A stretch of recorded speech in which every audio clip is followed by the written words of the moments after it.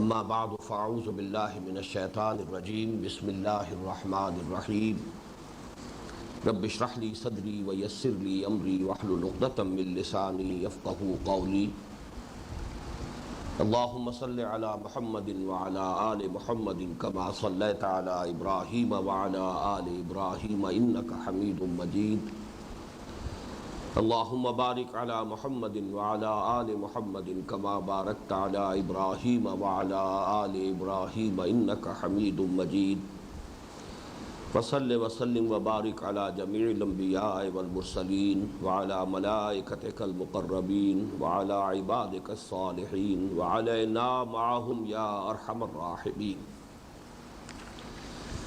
یہ ایک خاصی طویل حدیث ہے جس کا آج ہمیں مطالعہ کرنا ہے۔ اس پر جو عنوان ہے اس منتخب نصاب کے کتابچے میں، اگرچہ یہ پورا منتخب نصاب تو قرآن حکیم کے مطالعے کا ہے، اس میں صرف ایک یہ حدیث ہے جو شامل کی گئی ہے، اور اس پر عنوان قائم کیا گیا ہے حکمت دین کا ایک عظیم خزانہ۔ تو یوں سمجھ لیجئے کہ ایک خاص اعتبار سے جو مقام اور مرتبہ احادیث کے ذخیرے میں ام السنہ یعنی حدیث جبرائیل کا ہے، جس کا ہم نے پچھلے سبق میں مطالعہ کیا تھا، ایک دوسرے اور بعض اعتبارات سے اہم تر پہلو سے وہی مقام اس حدیث کو حاصل ہے، اور عجیب اس نے اتفاق ہے کہ دونوں کا مضمون تقریباً ایک ہے۔ صرف آپ یہ کہہ سکیں گے کہ ایک میں تصویر کا ایک رخ ہے اور ایک میں تصویر کا دوسرا رخ ہے، اور تصویر جو ہے ان دونوں کو ملا کر مکمل ہوتی ہے۔ اس میں 3 درجے بیان ہوئے تھے: اسلام، ایمان، احسان۔ یہاں بھی آپ دیکھیں گے کہ دین کو ایک کل کی حقیقت سے سمجھانے کے لیے نبی اکرم صلی اللہ علیہ وسلم نے اس کے 3 حصے فرمائے۔ وہ بعد میں ہم دیکھیں گے کہ وہ تصویر کا وہ کون سا رخ ہے اور یہ کون سا رخ ہے۔ دوسری مشابہت اس حدیث کے ساتھ اس حدیث کی یہ بھی ہے کہ اس میں بھی شروع میں تصویر حال، ایک ورلڈ پکچر ہے کہ جو حضور کے اور صحابہ کرام کے اس ماحول کی ہمارے سامنے آئی۔ اس سے کہیں زیادہ مفصل وہ ورلڈ پکچر الفاظ میں ماحول کا نقشہ کھینچ دینا، اور بعض پہلوؤں سے بہت ہی لطیف حقائق ہیں نفسیاتی اعتبار سے کہ جو اس حدیث میں ہمارے سامنے آتے ہیں۔ حضور صلی اللہ علیہ وسلم کی اپنی شخصیت مبارکہ اور صحابہ کرام کی شخصیت کے بعض بہت ہی اہم اور لطیف پہلو جو جماعتی زندگی کے اعتبار سے بڑے اہم ہیں، وہ اس حدیث میں ہمارے سامنے آتے ہیں۔ ایک تیسری مشابہت یہ ہے کہ وہ حدیث تو جو ہم نے اصل میں مجموعہ ہم نے زیر مطالعہ رکھا ہے، یعنی 40 نووی، اس پوری حدیث، اس طویل حدیث بھی اس میں شامل ہے اس مجموعے میں۔ پھر اس کا ایک پہلو جو ہے کہ اسلام کی تعبیر کیا ہے، وہ ہم نے دیکھا کہ حدیث نمبر 4 کی حیثیت سے یا حدیث نمبر 3 کی حیثیت سے وہ بھی اس میں موجود تھی، جو کہ حضرت عبداللہ ابن عمر رضی اللہ تعالی عنہما سے ہے، کہ جس میں اسلام کی حقیقت بیان کی گئی، بنی الاسلام علی 5 الی آخر الحدیث۔ تو اس میں جو فرق ہے وہ یہ سمجھ لیجئے کہ اس حدیث کے بھی 2 اجزاء آپ کو علیحدہ علیحدہ 40 نووی میں مل جائیں گے۔ ایک حدیث نمبر 8 ہے اور ایک حدیث نمبر 29، وہ بعد میں ہم پڑھیں گے، پہلے اس حدیث کو پڑھ لیں۔ لیکن یہ کہ اس میں بھی حدیث نمبر 8 جو ہے وہ حضرت عبداللہ ابن عمر رضی اللہ تعالی عنہما سے مروی ہے، اور دوسری حدیث انہی صحابی سے مروی ہے کہ جن سے یہ حدیث جو ہم مطالعہ کرنے چلے ہیں وہ مروی ہے۔ تو اس اعتبار سے گویا کہ 40 نووی میں بھی یہ حدیث موجود ہے، لیکن اس شکل میں نہیں ہے، صورت مختلف ہے، اور 2 اجزاء میں منقسم ہو کر حدیث نمبر 8 اور حدیث نمبر 29 پر یہ مضمون جو ہے اس حدیث کا موجود ہے۔ البتہ جہاں تک سند کا تعلق ہے، حدیث جبرائیل کی سند بہت قوی ہے، وہ متواتر احادیث میں سے ہے۔ اس حدیث کا معاملہ وہ نہیں ہے، اس کی وجہ خاص سمجھ میں آ جائے گی کہ یہ معاملہ ایسا ہے کہ جو حضور کا ایک خاص صحابی کے ساتھ خلوت میں پیش آیا۔ جبکہ وہ واقعہ وہ تھا کہ جو ایک مجلس میں صحابہ کرام کی موجودگی میں پیش آیا تھا، لہٰذا اس کی روایت آپ کو حضرت عمر سے بھی ملی، حضرت ابو ہریرہ سے بھی ملی، عبداللہ ابن عباس سے بھی ملی، حضرت عبداللہ ابن عمر سے بھی ملی، اور بھی بعض صحابہ سے ملی، اور وہ حدیث کے تقریباً تمام کتابوں کے اندر وہ حدیث موجود ہے۔ لیکن یہ حدیث جو ہے اس کے بارے میں جیسا کہ میں نے آپ کو بتایا سند کے اعتبار سے اتنی قوی نہیں ہے، اور اس میں جیسا کہ آخر میں لکھا ہوا ہے رواہ احمد والبزار والنسائی وابن ماجہ والترمذی وقال حدیث حسن صحیح، مطلب یہ کہ صحیحین میں یہ حدیث موجود نہیں ہے، اور اس کی جو روایت جو کا ایک ٹکڑا جو ہے جو حضرت معاذ بن جبل سے ہے وہ بھی جو کہ 40 نووی میں ہے وہ بھی غالباً ترمذی سے ہے، وہ بعد میں صحیح دیکھ کر بتا سکوں گا آپ کو، لیکن بہرحال صحیحین کے درجے کی یہ حدیث سند کے اعتبار سے نہیں ہے۔ لیکن جو فرق اس پہلو سے نظر آ رہا ہے کہ سند کے اعتبار سے وہ بہت قوی ہے، یہ اتنی قوی نہیں ہے، میں سمجھتا ہوں کہ اہمیت کے اعتبار سے میرے نزدیک یہ حدیث اس سے اہم تر ہو جاتی ہے، اس لیے کہ اس نے کئی چیزوں کو اپنے اندر جمع کر لیا ہے، جبکہ حدیث جبرائیل کا جو اصل مضمون ہے وہ در حقیقت ایمان اور اسلام کا فرق جو دستوری اور قانونی ہے، جبکہ اس حدیث میں ہم دیکھیں گے کہ دین بحیثیت کل کیا ہے اس کی تعبیر بھی ہے، پھر دین کے مختلف پہلوؤں کو ایک درخت کی مثال سے 3 حصوں میں منقسم کر کے بھی سمجھایا گیا ہے۔ تو اس اعتبار سے جہاں مضمون کا تعلق ہے نفس مضمون کا، میرے نزدیک یہ حدیث اہم تر ہو جاتی ہے، اگرچہ سند کے اعتبار سے حدیث جبرائیل کا مقابلہ نہیں کر سکتی۔ اب یہ کہ آپ اس کا متن پڑھیے۔ عن معاذ بن جبل رضی اللہ تعالی عنہ ان رسول اللہ صلی اللہ علیہ وسلم خرج بالناس قبل غزوۃ تبوک۔ عن سے پہلے کیا محذوف ہے؟ رویہ عن معاذ بن جبل، حضرت معاذ بن جبل رضی اللہ تعالی عنہ سے مروی ہے، اور ان کے بارے میں نوٹ کر لیجئے کہ حضور نے اپنے بعض صحابہ کے لیے جو افعل التفضیل کے صیغے استعمال کیے ہیں، ارحم امتی بے امتی ابو بکر، اشدہم فی امر اللہ عمر، اکثرہم حیاء عثمان، اقواہم علی، اقرہم ابی بن کعب، اعلمہم بالحلال والحرام معاذ بن جبل۔ حلال اور حرام سے سب سے زیادہ واقف، یعنی فقہی جو معلومات ہے اور دین کا جو قانونی پہلو ہے اس پر خصوصی طور پر حضور نے حضرت معاذ بن جبل کو سند عطا فرمائی ہے، بلکہ اجتہاد کے موضوع پر جو حدیث ہے جو بہت ہی اہم حدیث ہے وہ بھی اصل میں حضرت معاذ بن جبل سے مروی ہے۔ حضور نے وہ بات جو ہے حضرت معاذ ہی سے دریافت کی تھی کہ جب انہیں یمن بھیجا جا رہا تھا عامل بنا کر، گورنر بنا کر، کہ وہاں معاملات جو تمہارے سامنے آئیں گے کیسے طے کرو گے؟ انہوں نے عرض کیا میں کتاب اللہ کے حوالے سے طے کروں گا۔ حضور نے پھر دریافت فرمایا کہ اگر کتاب اللہ میں قرآن میں کوئی بات نہ پاؤ تو کیا کرو گے؟ تو پھر میں آپ کی سنت کو دیکھوں گا۔ پھر آپ نے فرمایا کہ اگر اس میں بھی کوئی شے تمہارے علم میں نہ ہو، تمہیں معلوم نہ ہو، تمہارے پاس نہ ہو، نہ پاؤ تم کوئی شے سنت میں، تو اس پر حضرت معاذ نے پھر فرمایا ثم اجتہدوا، پھر میں خود کوشش کروں گا۔ تو یہیں سے اصل میں اجتہاد کا لفظ نکلا ہے، اور یہ اجتہدوا جو ہے یہ گویا کہ اجتہاد کے لیے یہ چیز ایک بنیاد اور اساس بن گئی کہ پوری کوشش کرنا، اپنی سی پوری کوشش کرنا، یہ اجتہاد ہے۔ عن معاذ بن جبل ان رسول اللہ صلی اللہ علیہ وسلم خرج بالناس قبل غزوۃ تبوک، کہ حضور صلی اللہ علیہ وسلم لوگوں کو لے کر نکلے غزوہ تبوک سے قبل۔ کیا معنی ہے؟ غزوہ تبوک کی طرف جاتے ہوئے، تبوک کی طرف سفر کرتے ہوئے، یہ گویا کہ آپ کا ایک طویل سفر جو ہوا ہے، جو سمجھیے کہ سرحد جو ہے جزیرے کا، جزیرہ نماء عرب کی سرحد پر آپ پہنچے ہیں، اور سلطنت روما کی وہاں سے سرحدیں شروع ہو جاتی تھی، وہاں تک آپ نے سفر کیا ہے۔ تو جاتے اور آتے بڑے اہم واقعات ہوئے ہیں، تو یہ جاتے ہوئے واقعہ پیش آیا ہے قبل غزوۃ تبوک۔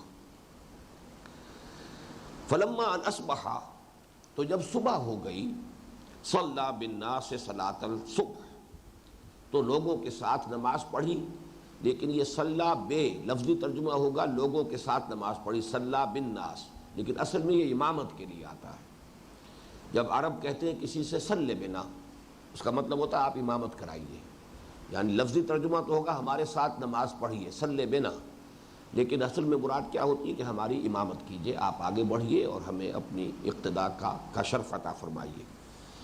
فلما اصبح صلی بالناس، تو جب صبح ہو گئی تو آپ نے لوگوں کو نماز پڑھائی، صلاۃ الصبح یعنی فجر کی نماز، صبح کی نماز۔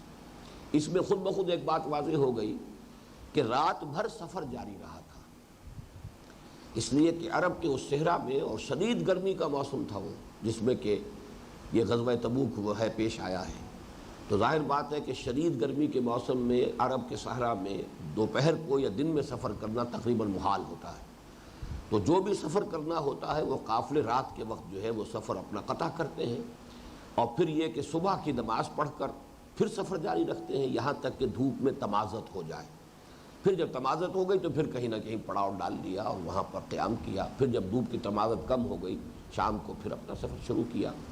تو یہاں مراد کیا ہے کہ فلما نصبح، جب صبح ہو گئی یعنی سفر میں صبح ہو گئی، ساری رات سفر کرتے ہوئے، صلی بالناس ہے تو آپ نے لوگوں کو نماز پڑھائی، صلاۃ الصبح، صبح کی نماز۔ ثم ان الناس رکبوا، پھر یہ کہ لوگ پھر دوبارہ سوار ہو گئے، جیسا کہ میں نے عرض کیا، اس کے بعد پھر سفر کو تو جاری رکھنا تھا۔ فلما ان طلعت الشمس، تو پھر جب سورج طلوع ہو گیا، نعس الناس فی اثر الدلجہ، تو لوگ رات کے جاگنے کی وجہ سے، رت جگے کی وجہ سے اونگنے لگے۔ ظاہر بات ہے ساری رات جاگتے رہے تھے، سفر کیا تھا، اور یہ عموماً ہوتا ہے کہ صبح کو پھر جو ہے نسیم سحری ہوتی ہے تو ٹھنڈی ٹھنڈی ہوا کے جھونکے آتے ہیں، اور رات بھر کی تکان کا بھی اثر ہوتا ہے۔ عام طور پر آپ نے دیکھا ہوگا کہ کوئی مریض ہو، تکلیف میں ہو، ساری رات وہ اگر تڑپتا رہا ہو تب بھی صبح کے وقت آ کر اسے کوئی، یہ فطرت نے رکھا ہوا ہے صبح کے وقت کے اندر ایک تسکین بخش پہلو ہے، تو اس میں کچھ نہ کچھ دیر جو ہے صبح ہوئی آرام کیا، یعنی رات گئے تھے، یعنی رات بہت تھے جاگے، صبح ہوئی آرام کیا، تو صبح کو آرام جو ہے تو اس کی وجہ سے لوگ جو ہے اونگنے لگے۔ وَلَزِمَ مُعَاذُ رسول اللہ صلی اللہ علیہ وسلم، لازم پکڑ لیا معاذ نے اللہ کے رسول کو صلی اللہ علیہ وسلم، یعنی حضرت معاذ جیسا کہ بعد میں جا کے معلوم ہوگا ایک خاص سوال کرنا چاہتے تھے، اور چاہتے تھے تخلیہ میں سوال کرنا، لہٰذا انہوں نے حضور کے ساتھ وہ لگے رہے کہ کوئی موقع ملے تخلیہ کے اندر کوئی سوال کرنے کا۔ لزمہ، لزوم چمٹ جانے کو کہتے ہیں، تو لزمہ معاذ رسول اللہ صلی اللہ علیہ وسلم، لازم کر لیا معاذ نے اللہ کے رسول صلی اللہ علیہ وسلم کے قرب کو، یتلو اثرہ، یہ لفظ بڑا عمدہ آ گیا، یتلو تلاوت سے ہے، یہ تلا یتلو کے معنی ہے کسی کے نقش قدم پر چلنا، تو تلاوت بھی جب ہم کرتے ہیں قرآن مجید کی تو گویا کہ ٹیکسٹ کو فالو کرتے ہیں، تو اصل میں تلا یتلو کا جو اصل مفہوم ہے ٹو فالو، کسی کے پیچھے پیچھے چلنا، because you follow the text, اور عام طور پر تو کبھی کبھی انگلی بھی ساتھ ساتھ چل رہی ہوتی ہے، تو اسی سے در حقیقت اس لفظ کی جو ہے وہ اصل جو اس کی بنیاد ہے وہ سامنے آتی ہے۔ اثرہ نقش قدم، والناس تفرقت بہم رکابہم، اور باقی لوگوں کو لے کر ان کی سواریاں متفرق ہو گئیں۔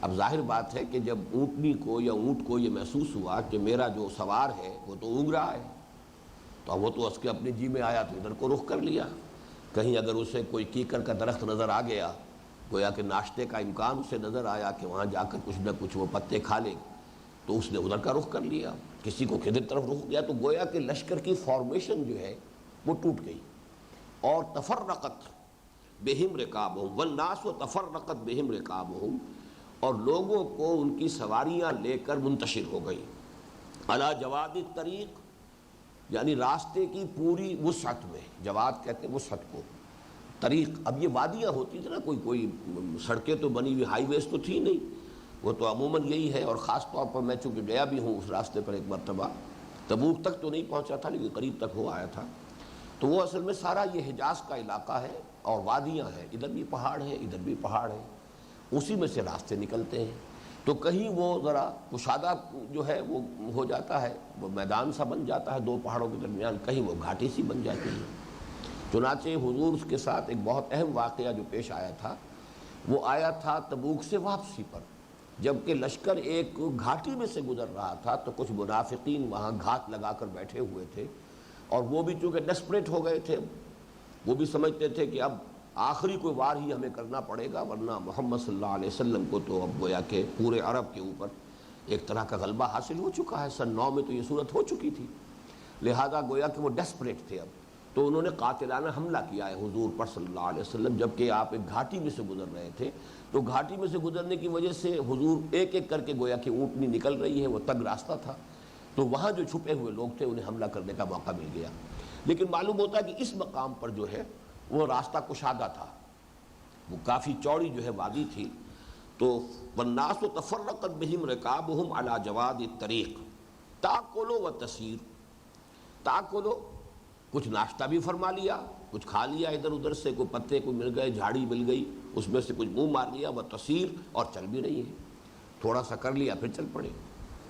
فبینما معاذ علی اثر رسول اللہ صلی اللہ علیہ وسلم، یہ بینما وہی لفظ آ گیا جو کہ حدیث جبرائیل میں بھی آیا تھا، بینما نحن عند رسول اللہ صلی اللہ علیہ وسلم، تو بینما معاذ علی اثر رسول اللہ صلی اللہ علیہ وسلم، تو اسی اثناء میں کہ معاذ تھے حضور صلی اللہ علیہ وسلم کے نقش قدم کے ساتھ ساتھ، وَنَاقَتُهُ تَأْكُلُ بَرَّةً وَتَسِيرُ أُخْرَىٰ، اور حضور کی اونٹنی بھی، یہاں ناقتہ میں ہو کی ضمیر حضور کی طرف جائے گی، حضور کی اونٹنی بھی تاکل و تسیر،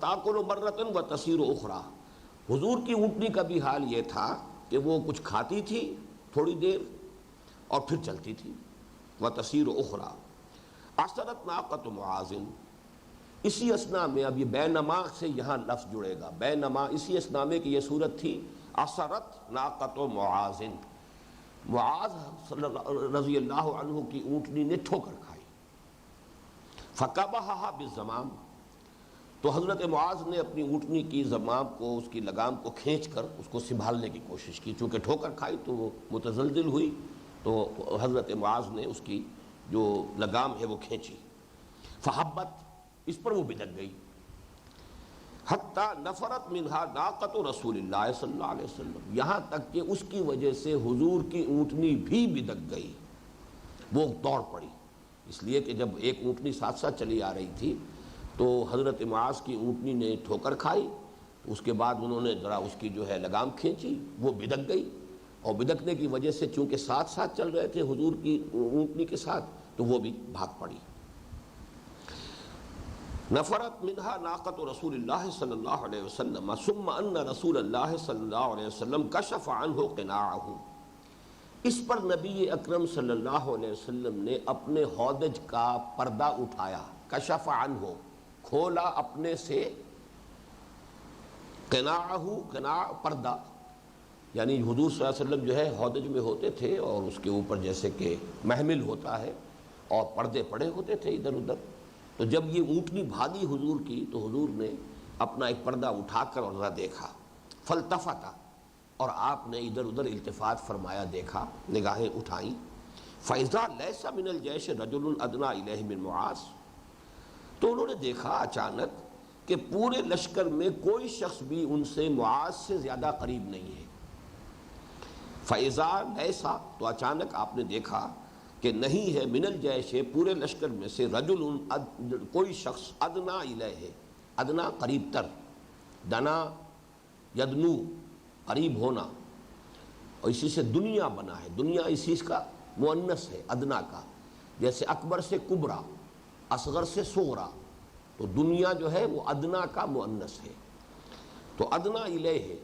قریب تر نہیں تھا ان سے کوئی بھی شخص لشکر کا حضرت معاذ کے مقابلے میں، فناداہ رسول اللہ صلی اللہ علیہ وسلم فقال یا معاذ، تو پکارا انہیں اللہ کے رسول صلی اللہ علیہ وسلم نے اور فرمایا اے معاذ، قال لبیک یا نبی اللہ، تو حضور نے، تو حضرت معاذ نے عرض کیا میں حاضر ہوں اے اللہ کے رسول، میں حاضر ہوں، لبیک یا رسول اللہ، یا نبی اللہ، قال ادن دونک، یہ ادنا اسی سے یہ فعل امر بن گیا، دنا یدنو سے ادنو، ادنو، ادنو دونک، اور قریب آ جاؤ، قریب آ جاؤ، اور قریب آ جاؤ، دنا یدنو سے اب یہ دو الفاظ آپ نے سیکھ لیے، فعل امر کیا بنا، ادنو، قریب ہو جاؤ، اور ادنا جو قریب ترین ہے، دنیا اس کا مؤنث ہے، اس لیے کہ یہ دنیا کی زندگی قریب ہے، فوری طور پر موجود ہے، اور اخرى جو ہے آخرت جو ہے وہ پیچھے ہے۔ قال ادن دونک فدنا منہ، تو وہ دنا یدنو دیکھیے پھر آ گیا، وہ فدنا منہ تو وہ اور قریب ہو گئے، پہلے بھی کوئی زیادہ فاصلہ نہیں تھا۔ حتی لصقت راحلتہما احداہما بالاخری، یہاں تک کہ ان دونوں کی سواریاں ایک دوسرے کے ساتھ مس کرنے لگیں، یعنی دونوں کی جو سواریاں تھیں، اونٹنیاں تھیں یا اونٹ تھے، ایک اونٹنی ہو سکتی ہے، ایک اونٹ ہو سکتا ہے، دونوں اونٹنیاں ہو سکتی ہیں، واللہ اعلم۔ راحلتہما کا لفظ ہے یہاں، وہاں ناقہ کا لفظ آیا، حضور کا ناقہ، تو ہو سکتا ہے کہ وہ یعنی وہ ایک ہو، ناقۃ معاذ، معاذ کا بھی ناقہ ہی ہے، تو یہ دونوں اونٹنیاں جو ہے یہ ایک دوسرے کے ساتھ رگڑ کھانے لگے۔ لصقت راحلتہما احداہما بالاخری، ان میں سے ایک دوسری کے ساتھ۔ فقال رسول اللہ صلی اللہ علیہ وسلم، اس پر ارشاد فرمایا اللہ کے رسول صلی اللہ علیہ وسلم نے، ما کنت احسب الناس منا کمکانہم من البعد، ما کنت احسب، مجھے یہ ہرگز خیال نہیں ہو سکتا تھا، الناس لوگوں کے بارے میں، منا کہ ہم سے، کمکانہم من البعد کہ وہ ہم سے اتنے دور ہوں گے، بعد پہ فاصلے پر ہوں گے۔ اس میں کیا چیز مضمر ہے یہ آپ نے سمجھ لیا، چونکہ دشمن ہر وقت ہر جگہ طاق میں تھا، حضور صلی اللہ علیہ وسلم کی حفاظت کا اہتمام ہونا چاہیے تھا، تو آپ کے ارد گرد تو آپ کے ساتھ کچھ ساتھیوں کو ہونا ضروری تھا۔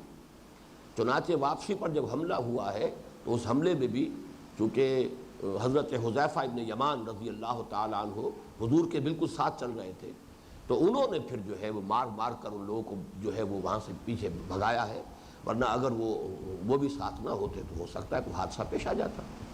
تو اس میں در حقیقت صورتحال، اور ایک اور واقعہ وہ بھی غالباً اسی سفر میں ہوا ہے کہ حضور صلی اللہ علیہ وسلم کہیں اکیلے رہ گئے تھے کسی درخت کی، کسی جھاڑی کی چھاؤں میں، اور تھی نہیں، اس سے زیادہ سایہ نہیں تھا، اس سے زیادہ کہ ایک سے زائد آدمی اس کے تحت استراحت کر سکے، تو ایک کافر کا وہاں سے گزر ہوا، اس نے حضور ہی کی تلوار جو ایک شاخ کے ساتھ آپ نے لٹکا دی تھی، حضور کی آنکھیں بند تھی، آپ سوئے ہوئے تھے، اس نے حضور کی تلوار لی اور اس کو نیام میں سے کھینچا، اس کی آواز سے حضور کی آنکھ کھلی، اب حضور لیٹے ہوئے ہیں اور اس کافر کے ہاتھ میں تلوار بھی ہے، کھڑا ہوا بھی ہے، تو اس نے پوچھا، اے محمد اب بتاؤ تمہیں کون مجھ سے بچا سکتا ہے؟ حضور نے فرمایا اللہ، اللہ بچا سکتا۔ تو اس پر ایسا روب طاری ہوا اس شخص پر کہ اس کے ہاتھ سے تلوار گر گئی۔ اب حضور نے اٹھائی اور حضور نے فرمایا اب تم بتاؤ تمہیں مجھ سے کون بچا سکتا ہے؟ یعنی تمہارے خیال میں کوئی اور ہستی ہے، کوئی لات، عزیٰ، منات، کوئی حبل، کوئی ہے؟ اس نے فوراً ہاتھ جوڑ دیے، کریم ابن کریم، آپ تو نہایت شریف انسان ہے اور ایک نہایت شریف انسان کے بیٹے ہیں۔ تو حضور نے اس کو معاف کر دیا اور کہا کہ دیکھو ایک عہد کرو مجھ سے کہ اب کبھی مسلمانوں کے خلاف جنگ نہیں کرو گے۔ اس نے کہا میں وعدہ کرتا ہوں میں کبھی مسلمانوں کے خلاف جنگ میں شریک نہیں ہوں گا۔ تو حضور نے جانے دیا، اس نے جا کے اپنے گھر والوں سے کہا جئتکم من اکرم الناس، میں تمہارے پاس اس وقت آ رہا ہوں شریف ترین انسان کے پاس۔ وہ اکرم، وہی جو ہے اکرم جو ہے وہ افعل و تفضیل کا صیغہ ہے۔ تو یہاں حضور نے جو یہ اس میں تعجب کا اظہار کیا کہ ما کنت احسب الناس منا کمکانہم من البعد، میرا یہ گمان نہیں ہو سکتا تھا کہ میرے ساتھی، میرے صحابہ یہ جو ہے مجھ سے اتنے فاصلے پر ہوں گے، اتنے دور دور ہوں گے، اور مجھے انہوں نے اس طرح اکیلے اور تنہا چھوڑ دیا ہوگا۔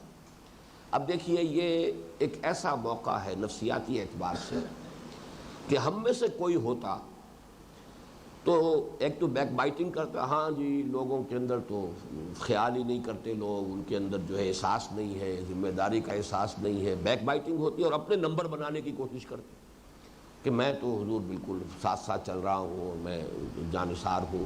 تو یہ ہوتا ہے عام جو ایک دنی اتباع شخص ہوگا جس کی شخصیت کے اندر ترفع نہیں ہے، بلندی نہیں ہے، وہ اس موقع پر اس گویا کہ اس کے لیے سنہرا موقع ہے نمبر بنانے کا جس کو کہتے ہیں، اور یہ کہ دوسروں کے عیب چینی کا۔ لیکن حضرت معاذ کا طرز عمل کیا ہے؟ اپولوجیٹک، لوگوں کی طرف سے گویا کہ معذرت حضرت معاذ پیش کر رہے ہیں۔ فقال معاذ، تو حضرت معاذ نے عرض کیا یا نبی اللہ ناس الناس فتفرقت به رکابہم، لوگ اونگ گئے ہیں لہٰذا ان کی سواریاں ان کو لے کر متفرق ہو گئی ہیں، ترتع و تسیر، و کچھ چر چگ بھی لیتی ہیں اور چلتی بھی ہیں۔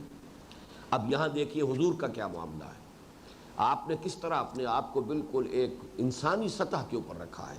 فقال رسول اللہ صلی اللہ علیہ وسلم وانا كنت ناعسا، ٹھیک ہے میں تو خود بھی اونگ رہا تھا. بات ختم ہو گئی.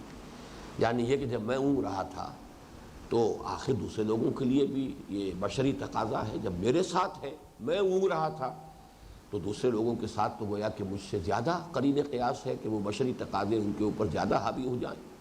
اور آپ نے اس کو اپنی یعنی کچھ چھپانے کی کوشش نہیں کی، بلکہ یہ کہ آپ نے صاف اپنے لیے جو ہے بالکل وہی جو بشری جو بھی صورتحال ہے اس کو نمایاں کیا. فقال رسول اللہ صلی اللہ علیہ وسلم وانا كنت ناعسا، میں خود بھی اونگ رہا تھا. فلما رأى معاذ بشرى رسول اللہ صلی اللہ علیہ وسلم الیہ وخلوته له، تو جب دیکھا معاذ رضی اللہ تعالی عنہ نے رسول اللہ صلی اللہ علیہ وسلم کو کہ وہ آپ سے خوش ہیں، یعنی ظاہر بات ہے کہ اس وقت اس حالت میں کہ حضور بھی اونگ رہے تھے، باقی سارا لشکر بھی اونگ رہا تھا، معاذ چوکس رہے، الرٹ رہے، حضور کے ساتھ ساتھ رہے، تو اس سے یقیناً ایک التفات اور شفقت کا انداز ہوا حضور کا.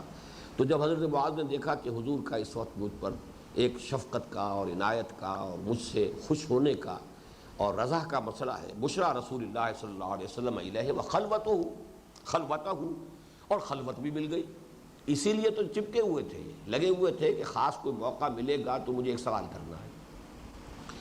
قال یا رسول اللہ اذن لی، تو انہوں نے عرض کیا اللہ کے رسول مجھے ایک اجازت دیجئے، اسألک عن کلمۃ، کہ میں آپ سے ایک ایسی بات کے بارے میں پوچھوں قد امرضتنی واسقمتنی واحزنتنی، میں ایک ایسے مسئلے کے بارے میں آپ سے پوچھنا چاہتا ہوں، ایک ایسی چیز کے بارے میں آپ سے سوال کرنا چاہتا ہوں، آپ اجازت دیں. Please allow me to ask a question. لیکن کوسچن بھی کیسا ہے؟ Permit me to ask a question, لیکن کوسچن کیسا ہے؟ دیکھیے یہ تین الفاظ بالکل ہم مانی ہیں. امرضتنی، جس نے مجھے مریض بنا دیا ہے. واسقمتنی، سقم بھی کہتے ہیں جس میں کوئی نقص ہو گیا ہو، سقم، میرے اندر نقص پیدا ہو گیا ہے، یعنی میرے اندر کمزوری پیدا ہو گئی ہے میری طبیعت کے اندر جو ہے اس کی وجہ سے. واحزنتنی، اور مجھے سخت رنج اور غم میں مبتلا کر دیا ہے. تین الفاظ یہاں یاد آئے سورہ تغابن کے تین الفاظ. وَإِن تَعْفُوا وَتَصْفَحُوا وَتَغْفِرُوا فَإِنَّ اللَّهَ غَفُورٌ رَحِيمٌ، وہ بھی تقریباً ہم مانی، اگر تم معاف کر دیا کرو اور درگزر سے کام لیا کرو اور لوگوں کی خطائیں جو ہے ان کے اوپر پردے ڈالا کرو. اس لیے کہ مغفر کہتے ہیں خود کو، خود وہ ہے جو سر کو چھپا لیتا ہے، تو کسی کی خطا کو چھپا لینا، اس پر پردہ ڈال دینا، پردہ پوشی کرنا، یہ ہے اصل میں مغفرت. وَإِن تَعْفُوا وَتَصْفَحُوا وَتَغْفِرُوا. اسی طرح یہاں آیا اذن لی، مجھے اجازت دیجئے، اسألک عن کلمۃ، کہ میں آپ سے ایک بات کے بارے میں پوچھوں قد امرضتنی واسقمتنی واحزنتنی، جس نے مجھے بیمار کر دیا ہے اور مجھے بہت ہی لاغر کر دیا ہے اور مجھے شدید رنج اور غم کے اندر مبتلا کر دیا. فقال نبی اللہ سلنی عما شئت. اب یہ بھی دیکھیے حضور کے انداز جو ہے اس میں وہ شفقت جو ہے اور عنایت، خاص طور پر جو التفات اس وقت حضور نے محسوس کیا اپنی طبیعت میں، اور حضرت معاذ سے جو آپ کو اپنے اندر ایک راضی ہونے کی اور خوشی کی کیفیت محسوس ہوئی، لہذا کہا سلنی عما شئت، پوچھو مجھ سے جو چاہو، یعنی اتنا اوپن لائسنس، سلنی عما شئت، جو چاہو پوچھو. فقال یا نبی اللہ، اب یہ ہے اصل میں جو اس حدیث کا اب تک تو جو ہے وہ پوری ایک جس کو ہم تصویر لفظی کہتے ہیں، اب تک تو سارا معاملہ وہ تصویر لفظی کا ہے کہ پورا نقشہ جو ہے اس ماحول کا وہ کھینچ دیا گیا، جس میں کہ ہمارے سامنے ایک تو یہ کہ اس دور کی جو ایک فضا ہے وہ آ گئی، سفر کا کیا انداز تھا، کون سے اوقات میں سفر ہوتے تھے، صبح کی کیا کیفیت ہو جاتی تھی، پھر بہرحال انسانی کمزوری ہے، رات بھر کے رت جگے کی وجہ سے صبح کے وقت اونگ گئے ہیں، اس اونگ جانے پر لشکر منتشر ہو گیا ہے. حضور کو اچانک جب حضور نے دیکھا تو آپ کو ایک تعجب سا تو ہوا ہے، لیکن جب حضرت معاذ نے لوگوں کی طرف سے وہ معذرت پیش کی تو حضور نے فوراً بڑی خوش دلی کے ساتھ قبول کر لیا، اور اپنے بارے میں بھی کوئی سپر ہیومن ہونے کا کوئی تصور نہیں دیا، بلکہ آپ نے جو بھی انسانی سطح ہے، وَأَنَا كُنْتُ نَاعِسًا، میں بھی اونگ ہی رہا تھا. اب اس پر جو ہے یہ سوال آیا ہے وہ کیا ہے؟ قال یا نبی اللہ، ہے اے اللہ کے نبی، حدثنی بعمل، یدخلنی الجنت، مجھے تو وہ عمل بتا دیجئے جو مجھے جنت میں داخل کر دے. لا اسألک عن شیء غیرہا، میں اس کے سوا آپ سے کوئی چیز نہیں پوچھنا چاہتا. بلکہ یہی روایت جو ہے حضرت معاذ بن جبل سے، مختصر روایت، یہ 40 نووی میں موجود ہے نمبر 29 پر. اس میں اضافی الفاظ ہیں، یدخلنی الجنہ ویباعدنی من النار، مجھے وہ عمل بتا دیجئے جو مجھے جنت میں داخل کر دے اور جہنم سے، آگ سے دور کر دے. لا اسألک عن شیء غیرہا، میں اس کے سوا اور کوئی بات نہیں پوچھنا چاہتا. اب اس میں دیکھیے دو باتیں ہیں. پہلی بات تو یہ کہ اصل دھن کس بات کی سوار ہونی چاہیے انسان کو. یہ ہے ہمارے سوچنے کی بات کہ یہ ٹھیک ہے کہ ایک دھن یہ بھی ہوتی ہے دین قائم ہو جائے، دین کی جد و جہد ہے، بھاگ دوڑ ہے، ہماری محنت کے نتیجے نکل رہے ہوں، یہ بھی دھن سوار ہوتی ہے، یہ بھی اچھی دھن ہے. لیکن یہ تابع رہنی چاہیے. اصل دھن ہونی چاہیے کہ دوزخ سے بچنا ہے اور جنت میں اللہ تعالیٰ اپنے فضل و کرم سے داخل کر دے. یہ اگر دھن نہیں ہے، کوئی اور دھن چاہے کتنی ہی اچھی ہو، کتنی ہی مطلوب ہو، کتنی ہی محمود ہو، اگر کوئی اور شے دھن کی حیثیت سے سوار ہو گئی ہے تو گویا کہ ایک درجے ہم نیچے ہیں، حقیقت سے پیچھے ہیں. اسی کو میں بیان کیا کرتا ہوں کہ جماعتوں کے ضمن میں جب نصب العین کا لفظ آتا ہے تو نصب العین میں سوائے اگر ہو، ہم نے اپنی تنظیم اسلامی میں تو نصب العین کی دفعہ رکھی ہی نہیں، لیکن یہ کہ نصب العین جس پر کہ نگاہ ٹکی ہوئی ہو، اگر نصب العین کوئی ہو سکتا ہے تو وہ صرف ایک شے ہونی چاہیے، اور وہ ہے آخرت کی فلاح اور اللہ کی رضا. اس میں دنیا میں دین کا غلبہ بھی نصب العین میں شامل نہیں ہے. اس کو جب نصب العین بنا لیا جاتا ہے تو پھر بائی ہک اور بائی کروک، پھر آدمی جو ہے سیدھے راستے سے نہیں، سیدھے راستے سے اگر گھی نہیں نکلتا تو ٹیڑھی انگلیوں سے نکالو، بائی ہک اور by crook I have to reach that place. تو یہ چیز در حقیقت تو یہ نظری طور پر یہی سب سے بڑی غلطی ہے کہ چنانچہ جماعت اسلامی کے دستور میں یہ الفاظ ہیں کہ ہمارا نصب العین آخرت میں اللہ کی رضا اور دنیا میں دین کا غلبہ ہے. یہ میرے نزدیک غلطی ہے. نصب العین کی دفعہ میں سوائے اس کے کچھ شامل نہیں ہونا چاہیے. دین کے غلبے کی جد و جہد فرائض میں داخل ہے. فرض نماز ہے، نماز نصب العین تو نہیں ہے نا. فرض روزہ ہے، روزہ نصب العین تو نہیں ہے. فرض زکوٰۃ ہے، زکوٰۃ نصب العین نہیں ہے. فرض حج ہے، حج نصب العین نہیں ہے.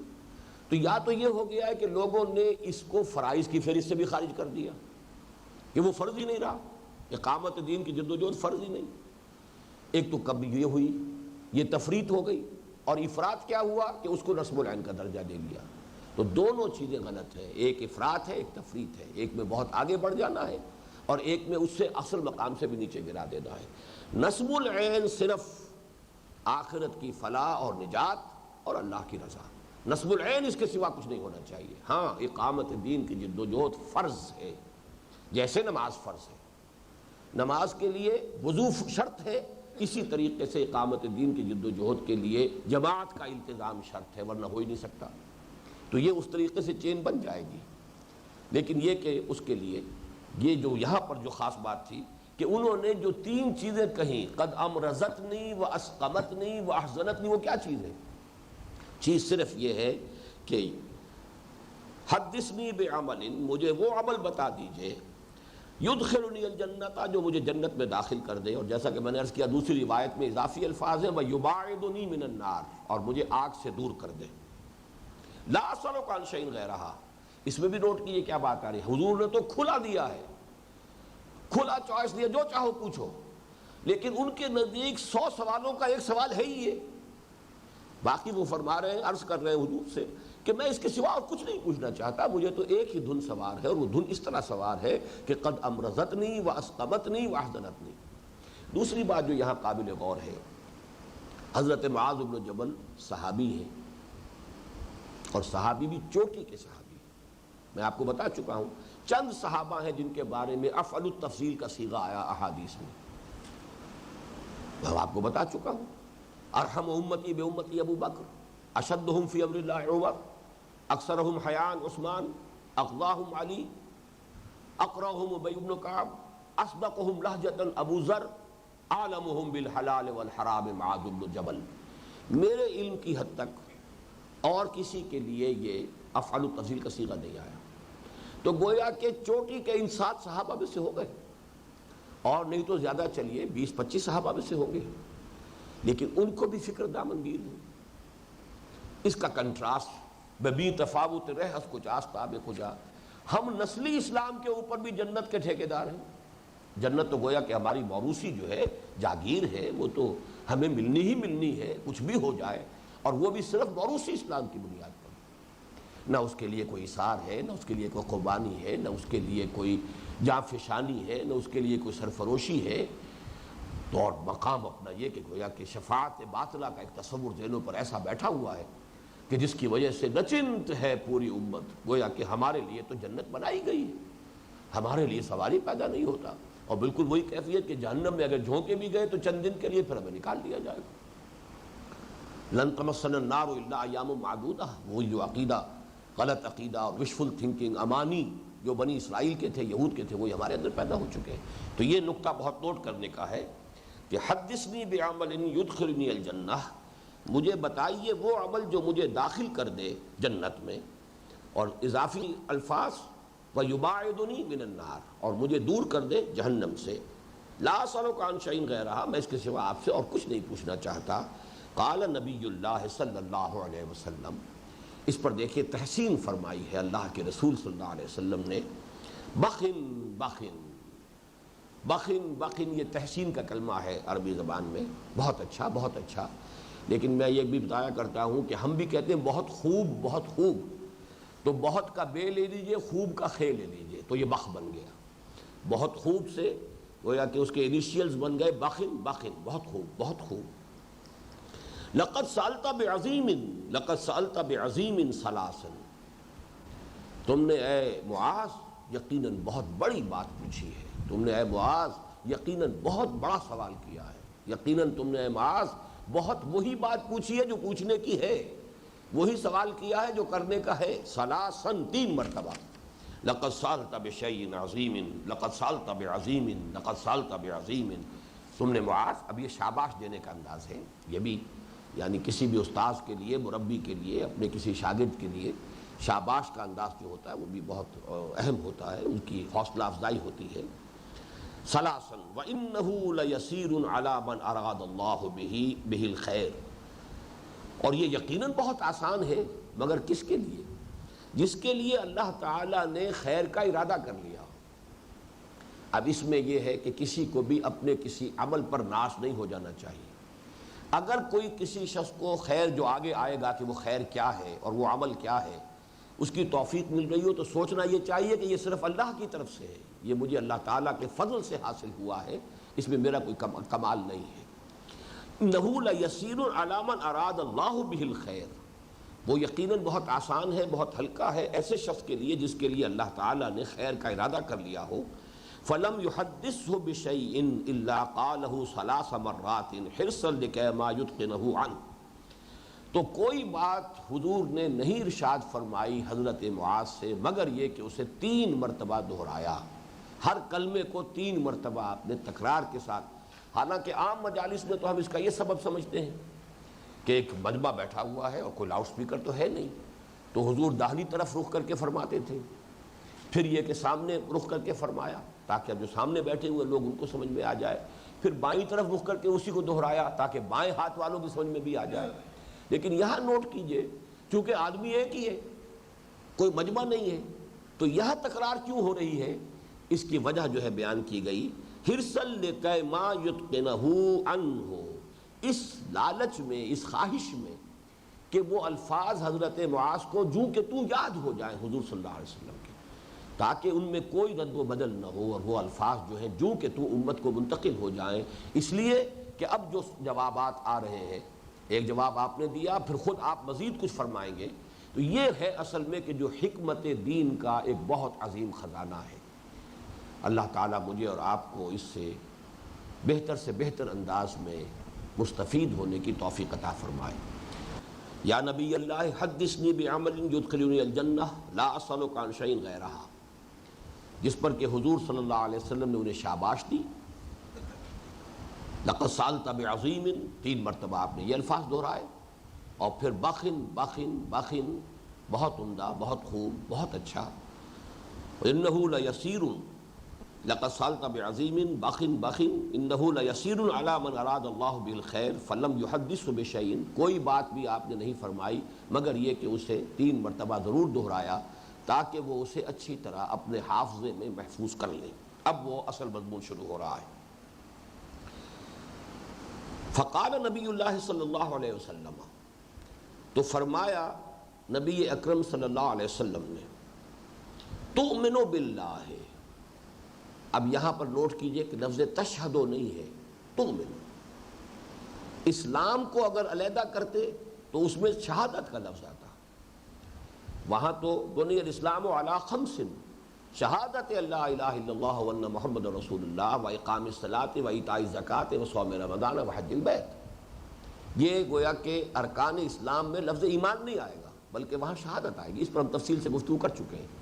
یہاں نوٹ کیجئے چونکہ وہ پوچھ رہے وہ عمل کہ جو جنت میں داخل کر دے اور جہنم سے چھٹکارا دلا دے، تو ظاہر بات ہے کہ اس کے لیے تو دین کی کل حقیقت کو سمونا ہے. اب صرف اس کے قانونی پہلو کو تو نہیں، وہ قانونی پہلو اسلام اور ایمان دونوں کو جمع کرنا ہے. لہذا یہاں پر حقیقت میں وہ ایک جامع جواب آ رہا ہے. تؤمن باللہ والیوم الآخر، ایمان رکھو تم اللہ پر اور یوم آخر پر. یہاں کسی کج ذہن کے ذہن میں یہ خیال آ سکتا ہے، کج ذہن شخص کے ذہن میں، کہ یہاں رسول کا ذکر نہیں ہے. جیسے قرآن مجید کی 2 آیات ایسی ہیں کہ جن میں چونکہ ایمان باللہ اور ایمان بالآخرہ اور اس کے بعد عمل صالح، اسی پر نجات کا جو ہے تذکرہ کر دیا گیا، تو اس سے کچھ لوگوں نے یہ مسئلہ نکال لیا کہ ایمان بالرسالت لازمی نہیں ہے. یہودی رہتے ہوئے بھی نیک عمل کرے جنت میں جا سکتا ہے، عیسائی رہتے ہوئے اور کوئی کسی نبی کے امتی ہو وہ اپنے نبی پر ایمان رکھتے ہوئے حضور پر ایمان لانا ضروری نہیں ہے. تو یہ اور کسی بھی رسول پر ایمان لانا ضروری نہیں ہے. تو وہاں بھی اصل میں ایک چیز محذوف ہے اور وہ سیاق و سباق سے معلوم ہو جاتا ہے کہ محذوف ہے. یہاں پر بھی محذوف ہے. کیوں؟ اس لیے کہ گفتگو حضور سے ہو رہی ہے. بار بار یا نبی اللہ یا نبی اللہ یا نبی اللہ کے الفاظ تو حضرت معاذ کہہ رہے ہیں. اب یہاں حضور اپنے اوپر ایمان کا تذکرہ کرتے تو یہ بھی اصل میں مروت سے اور جو ایک اعلیٰ ظرف جو ہوتا ہے اس سے یہ شے بعید ہے کہ اپنے اوپر ایمان کا یہاں پر تذکرہ کریں. اپنے اوپر تو ایمان کا تذکرہ وہ کر ہی رہے ہیں بار بار. لہذا تؤمنوا باللہ والیوم الآخر وتقیموا الصلاۃ، اور نماز قائم کرے، وتعبدوا اللہ وحدہ، اور بندگی کرو اللہ کی تنہا اسی کی، لا تشرکوا بہ شیئا حتی تموت وانت علی ذلک. اس انداز میں اس کے ساتھ تم اس کی بندگی کرو کہ اس کے ساتھ کسی کو شریک نہ ٹھہراؤ، کسی چیز کو شریک نہ ٹھہراؤ. حتی تموت، یہاں تک کہ تم مر جاؤ، تمہارا انتقال ہو جائے، وانت علی ذلک، اور تم اسی پر قائم ہو. یہ ہے وہ عمل کہ جو جنت میں داخل ہونے کی ضمانت دے گا اور دوزخ سے نجات کی ضمانت دے گا. اب یہ کل دین کی حقیقت آ گئی. اس میں شرک کی بھی پوری حقیقت سامنے رکھی ہے، عبادت کا بھی پورا تصور سامنے رکھی ہے، اور ابتداء میں بھی شہادت کے بجائے ایمان کا لفظ آیا ہے. یہ جو بنیادیں ہیں اس نے پورے دین کو سمو لیا ہے کہ تؤمنوا باللہ والیوم الآخر وتقیموا الصلاۃ. عبادات میں سے ایک کو لے لیا، روزے کا، زکوٰۃ کا، حج کا ذکر نہیں کیا، وہ گویا کہ اسی کے ذیل میں آ گئے. اور پھر یہ کہ تعبد اللہ، یہ تو آ گئی عبادات. اب بندگی کیا ہے؟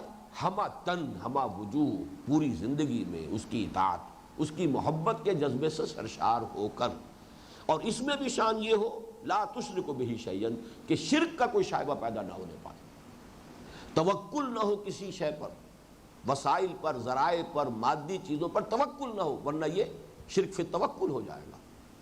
وہ ساری شرک کی قسمیں جو ہے جو ہم نے بیان کی ہیں، آپ نے پڑھا ہوگا منتخب نصاب کے ضمن میں جو 3 درس ہے جامع اسباق میں، سورہ لقمان کا 2 رکوع، اس کے ساتھ ہی ملحق جو ہے وہ پھر اقسام شرک جو ہے اس کا درس اس میں شامل ہے. اس پورے کو رکھیے. شرک فی العبادت ہے، شرک فی الحقوق ہے، شرک فی الصفات ہے، شرک فی الذات ہے.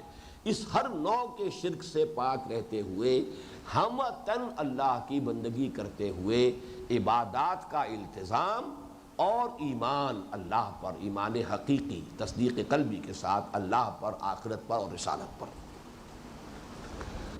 فقال یا نبی اللہ اعد لی، حضرت معاذ نے درخواست کی، اے اللہ کے نبی ذرا دوہرا دیجئے، اعادہ فرما دیجئے میرے لیے، ذرا دوبارہ ارشاد فرما دیجئے جو کچھ بھی آپ نے فرمایا ہے۔ فعادها له 3 مرات، تو یہ الفاظ حضور صلی اللہ علیہ وسلم نے ان کے لیے 3 مرتبہ دہرائے۔ ثم قال نبی اللہ صلی اللہ علیہ وسلم، پھر فرمایا خود نبی اکرم صلی اللہ علیہ وسلم نے، ان شئت حدثتک یا معاذ براس هذا الامر وذروة السنام منه، فقال بأبی و امی انت یا نبی اللہ فحدثنی۔ ثم قال نبی اللہ صلی اللہ علیہ وسلم، پھر فرمایا اللہ کے نبی صلی اللہ علیہ وسلم نے، ان شئت حدثتک یا معاذ، اے معاذ اگر تم چاہو تو میں تمہیں یہ بھی بتاؤں براس هذا الامر، کہ اس معاملے کی جڑ کیا ہے، وذروۃ السنام، اور اس کی چوٹی کیا ہے۔ سنام جو ہے اونٹ کے کوہان کو کہتے ہیں، اونٹ کے جسم میں کوہان جو ہے وہ بہت نمایاں چیز ہے، اور کوہان کی بھی چوٹی ذروۃ السنام، سنام کوہان ہے، اور ذروہ یہ دونوں اس کی تلفظ ہیں، زال کے زبر کے ساتھ بھی اور زال کے زیر کے ساتھ بھی، ذروۃ السنام اور ذروۃ السنام۔ تو میں تمہیں بتاؤں کہ اس کی جڑ کیا ہے اور اس کی چوٹی کیا ہے۔ وہ روایت جو ہم پڑھیں گے حضرت معاذ بن جبل ہی سے وہ روایت بھی ہے، وہ ترمذی شریف کی روایت ہے، اور اس میں وہ جو کہ 40 نووی میں شامل ہے، بعد میں ہم پڑھیں گے اس کو، اس میں یہاں ایک لفظ کا اضافہ ہے کہ ان حدثتک یا معاذ براس هذا الامر وعمودہ وذروۃ السنام منہ، اسی لیے میں جب پڑھ رہا تھا تو منہ کا لفظ میری زبان سے نکل گیا، اس متن میں وہ نہیں ہے، منہ کے لفظ نہیں ہے۔ اے معاذ اگر تم چاہو تو میں تمہیں یہ بتاؤں کہ ہمارے اس دین کا، ہمارے اس معاملے کا، امر جو ہے بہت جامع لفظ ہے، ہمارا یہ معاملہ، ہماری یہ چیز، ہمارا یہ دین، ہمارا یہ طریقہ، ہماری یہ شریعت و طریقت، یہ سارے الفاظ جمع کر دیجئے، امر کے اندر سب آ جائیں گے۔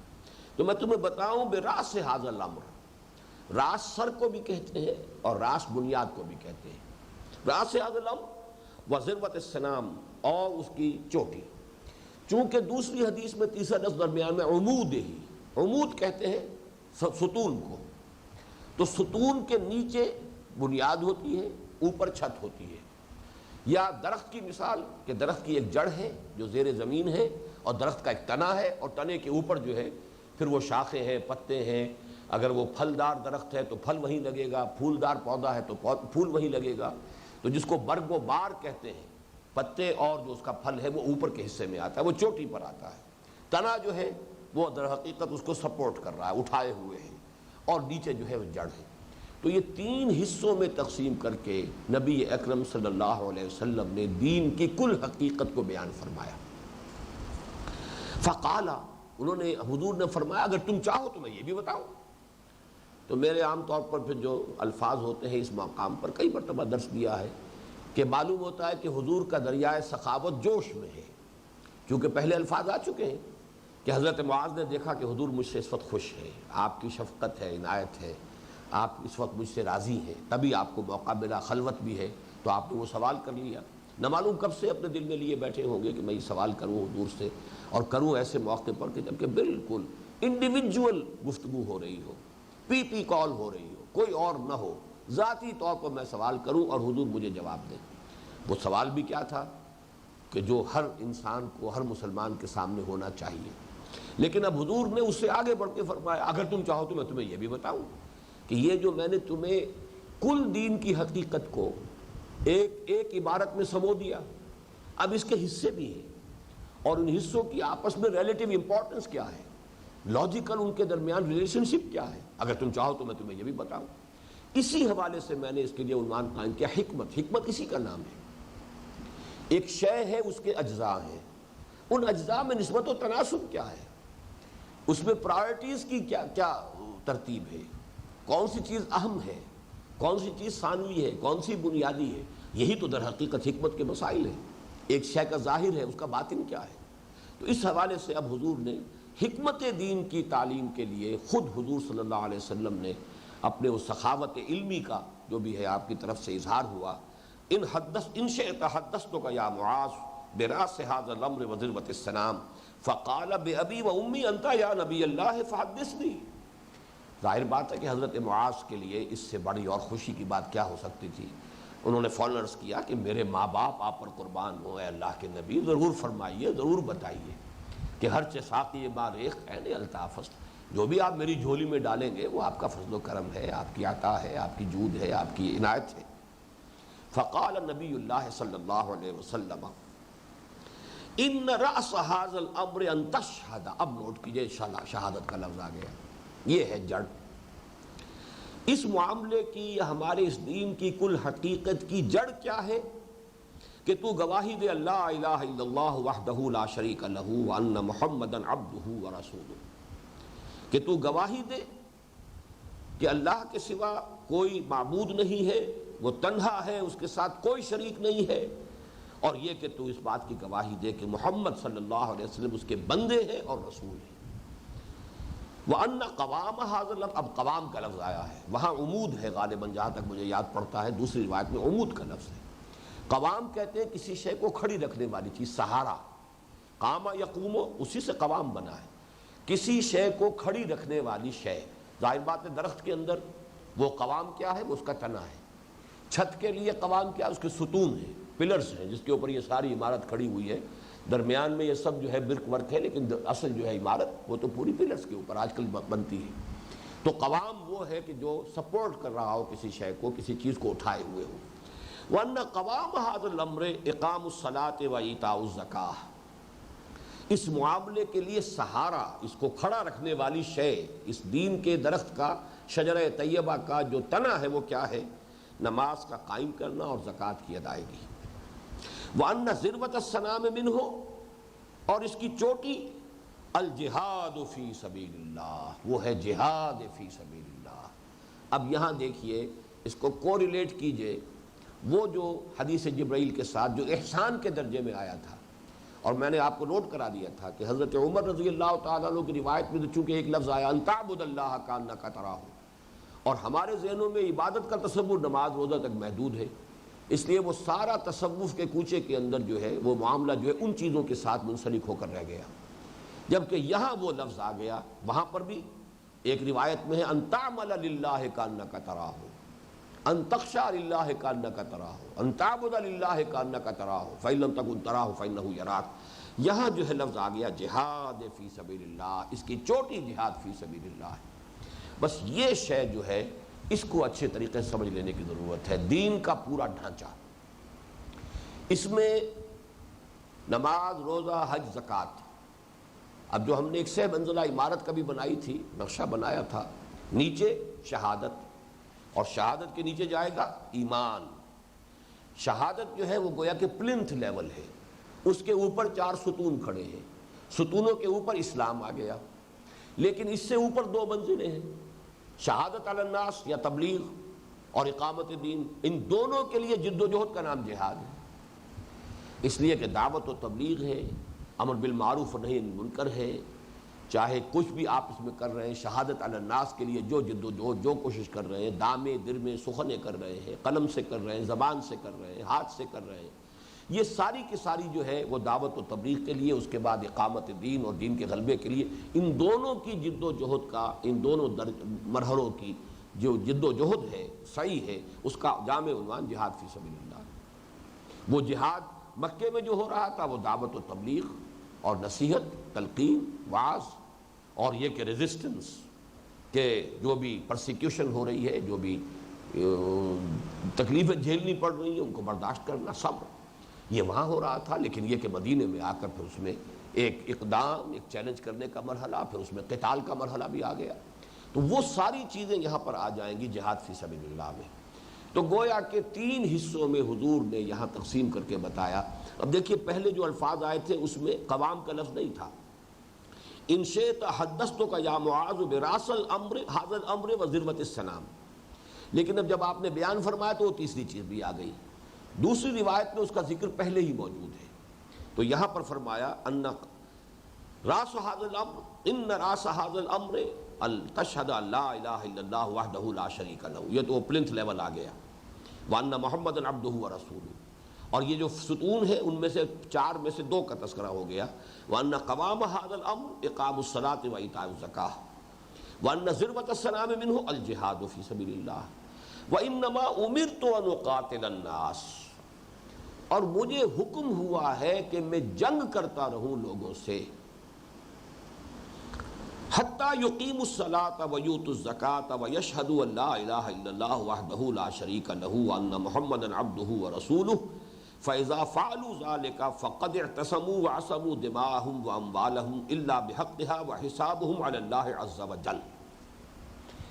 یہ بہت ایک اہم مسئلہ ہے جس کو سمجھ لیجئے۔ یہاں پر اب لفظ واضح آ گیا قتال کا، انما امرت، مجھے حکم ہوا ہے کہ میں لوگوں سے جنگ جاری رکھوں یہاں تک کہ وہ نماز قائم کریں اور زکوٰۃ ادا کریں اور شہادت دے کہ اللہ کے سوا کوئی معبود نہیں، وہ تنہا ہے، اس کے ساتھ کوئی شریک نہیں، اور یہ کہ محمد صلی اللہ علیہ وسلم اس کے بندے اور رسول ہیں۔ فَإِذَا فَعَلُوا ذَلِكَ، جب وہ یہ کر دیں گے، 3 باتیں آئی ہیں یہاں، نماز قائم کریں، زکوٰۃ ادا کریں اور شہادت، کلمہ شہادت، جب وہ یہ کر دیں گے، فَإِذَا فَعَلُوا ذَلِكَ فَقَدِ اعْتَصَمُوا، تو وہ محفوظ ہو گئے، وَعَصِمُوا دِمَاءَهُمْ وَأَمْوَالَهُمْ، اور انہوں نے اپنے خون بھی یعنی اپنی جانیں بھی بچا لی اور اپنے مال بھی بچا لیے، الا بحقها، الا یہ کہ وہ کسی قانون کی زد میں آ جائیں، اس کے اوپر کوئی حق واقع ہو جائے، وحسابهم علی اللہ عز وجل، لیکن ان کا حساب جو ہے اللہ تعالیٰ کے ذمے ہے جو بلند و بالا ہے اور جلالت شان والا ہے۔ اس میں ایک سوال تو یہ پیدا ہوتا ہے مغالطہ، تو اس کا مطلب تو یہ ہے کہ سب لوگوں کو جب تک کہ وہ اسلام نہ لے آئیں ان کے ساتھ جنگ جاری رہے گی؟ حالانکہ ہمیں معلوم ہے کہ جب صحابہ کرام دور خلافت میں نکلے ہیں، جب لشکر نکلے ہیں، تو وہ 3 آپشن رکھتے تھے۔ اسلام لے آؤ، ہمارے برابر کے ہو جاؤ گے، تمہاری جانیں محفوظ، تمہارے مال محفوظ، تمہارا ہمارا رتبہ برابر، all legally they are equal, status ایک ہو۔ یہ نہیں کرتے ہو تو اسلام کی بالادستی قبول کرو، یؤتوا الجزیۃ عن ید وہم صاغرون، چھوٹے بن کر رہو، پبلک لا اللہ کا ہوگا، لا آف دی لینڈ اللہ کا ہوگا، پرسنل لا میں تمہیں اجازت ہوگی، تم جو چاہو عقیدہ رکھو، جو چاہو عبادت کرو، جو چاہو اپنے پرسنل لا میں، اپنے شادی بیاہ میں، اپنی وراثت میں جس طرح کا چاہو معاملہ کر لو، لیکن یہ کہ اللہ کا دین جو ہے وہ غالب رہے گا۔ اگر یہ نہیں تو آؤ، تیسرا پھر یہ کہ میدان جنگ میں آؤ، تلوار ہمارے اور تمہارے درمیان فیصلہ کرے گی۔ یہاں اس دوسری بات کا ذکر نہیں ہے، کیوں؟ وہ اس لیے ہے کہ حضور جن 2 بعثتوں کے ساتھ مبعوث ہوئے تھے، ایک بعثت خصوصی الی اہل العرب، اور عرب میں بھی جو کہ مشرکین عرب ہے، امیین، حضور انہی میں سے تھے، بنیادی طور پر بنی اسماعیل اور وہ لوگ جو بنی اسماعیل کے تابع تھے، اسی تہذیب اور تمدن اور دین اور مذہب، عقائد، اور اس کے اندر جو انہی کے ساتھ شریک تھے وہ ہیں کہ جو امیین ہیں، امیین میں بھیجے گئے حضور صلی اللہ علیہ وسلم، آپ کی بعثت خصوصی صرف ان کے لیے، لہذا ان کے لیے آپشن نہیں تھا، وہ تو یا ایمان لائیں ورنہ قتل کر دیے جائیں گے۔ یہ ہے کہ جو سورہ توبہ کی جو ابتدائی 6 آیات ہیں کہ انہیں جو مہلت دی گئی، فَإِذَا انْسَلَخَ الْأَشْهُرُ الْحُرُمُ فَاقْتُلُوا الْمُشْرِكِينَ حَيْثُ وَجَدتُّمُوهُمْ، جب یہ مہینے ختم ہو جائیں گے تو قتل عام شروع کر دو مشرکین کا جہاں بھی انہیں پاؤ۔ یہ معاملہ خاص تھا اس وقت کے اہل عرب کا، اس وقت کے امیین کا، اس کے بعد یہ کسی کے ساتھ معاملہ نہیں ہو سکتا۔ اس کی وجہ بھی سمجھ لیجئے کہ جس قوم کی طرف رسول خود آ گیا ہو اور اس نے حق کو بالکل واضح کر دیا ہو، مبرہن کر دیا ہو، کسی شک و شبے کی گنجائش نہ چھوڑی ہو، پھر اس کی سیرت اتنی بلند و بالا ہو کہ اس میں کوئی داغ دھبا نہ ہو، اس کی نیت کے اوپر کوئی شک نہ کیا جا سکتا ہو، گویا کہ اس طور سے جب اتمام حجت ہو جاتا ہے تو اب بھی اگر کوئی نہیں مان رہا ہے تو وہ عذاب الہی کا مستحق ہے۔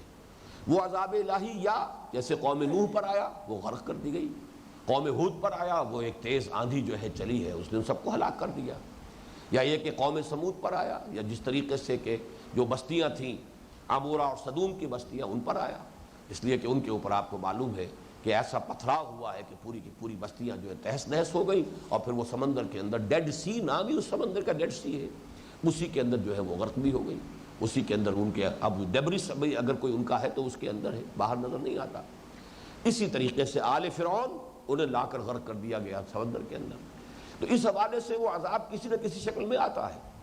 وہ عذاب جو ہے ان پر آیا ہے، مشرکین عرب پر، حضور صلی اللہ علیہ وسلم اور اہل ایمان کی تلواروں کے ذریعے سے. لیکن اس کی نوبت نہیں آئی ہے، اس لیے کہ جب یہ چیلنج دیا گیا، جب یہ اعلان کیا گیا ہے، سن 9 کے حج میں ہی یہ ان آیات کو حضرت علی رضی اللہ تعالیٰ عنہ نے حضور کے ذاتی نمائندے کی حیثیت سے سورہ توبہ کی پہلی 6 آیات کا اعلان عام کیا کہ بس یہ اعلان عام ہے، اب اتنی مہلت ہے.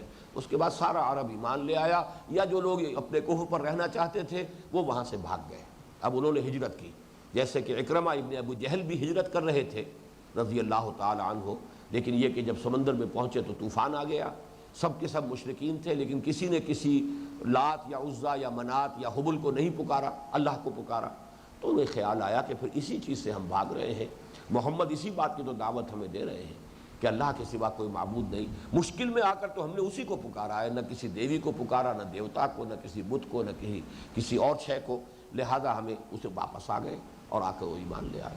اور پھر اللہ کی راہ میں جہاد کرتے ہوئے بڑے ہی، بہرحال ابو جہل کے بیٹے تھے، بہت جری اور بہت ہی بہادر شجاع انسان تھے. تو انہوں نے جو مرتدین کے خلاف جو جہاد ہوا اس میں بڑے کارہائے نمایاں اور دکھائے، ان کے جوہر بہت نمایاں ہوئے رضی اللہ تعالی عنہ. ایک بات میں آپ کو اور بتا دوں کہ یہ جو پاکستان کے بالکل شمالی حصے میں قوم آباد ہے، وہ کافرستان میں جو کافر لوگ رہتے ہیں، ان کا کہنا یہ ہے کہ ہم اسی وقت کے بھاگے ہوئے قریش ہیں. اس وقت یہ ہے کہ ہم وہاں سے جان بچا کر بھاگے جو ہم ایمان نہیں لانا چاہتے تھے، ہمارے آباء و اجداد. تو جیسے جیسے ہم بھاگے پیچھے پیچھے اسلام بھی چلا آیا، ہم بھاگے پیچھے اسلام، تو یہاں تک کہ ہم ان پہاڑوں میں آ کے آباد ہو گئے. اور یہ ہے وہ کافرستان، ان کا دعویٰ یہ. اب ان میں سے کچھ لوگ ایمان لے آئے ہیں، اور وہ نورستان جو ہے، جو افغانستان میں جو علاقہ ہے، وہ وہی کافر قوم ہے. کافرستان پاکستان میں ہے، لیکن وہی قوم چونکہ کچھ عرصہ قبل امیر کابل نے انہیں چیلنج دے دیا تھا کہ یا تو تم ایمان لے آؤ یا یہاں سے نکل کے چلے جاؤ ورنہ تمہیں قتل کر دیا جائے. تو پھر وہ لوگ ایمان لے آئے.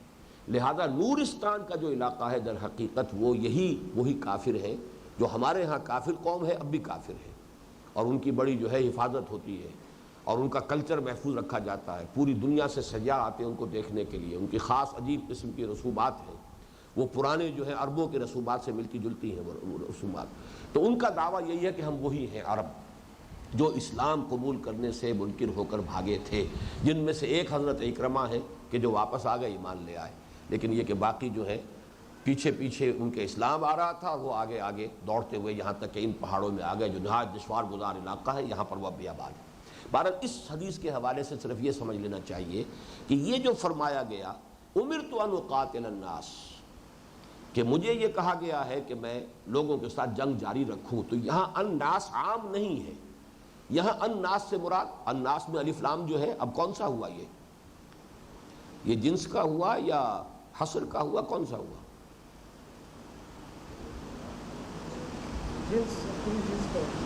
پھر تو تمام انسانوں کے ساتھ یہ معاملہ ہوگا.